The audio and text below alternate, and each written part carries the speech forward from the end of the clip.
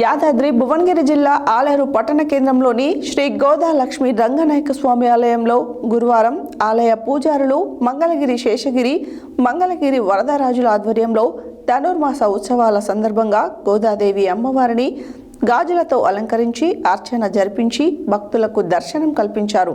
వివిధ ప్రాంతాల నుండి వేకువజామున భక్తులు తరలివచ్చి ధనుర్మాస పూజ వేడుకల్లో పాల్గొన్నారు. ఈ సందర్భంగా పూజారి మాట్లాడారు.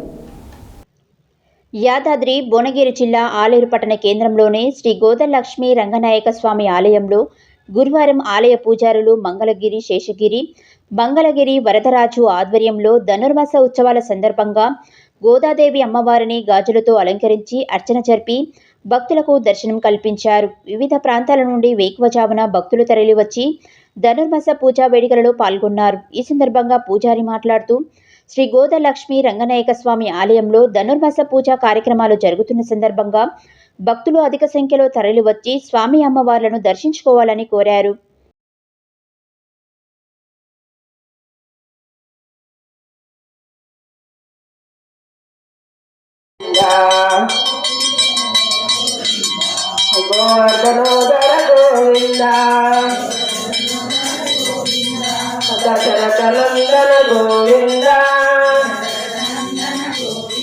వెంకటరమణ గోవింద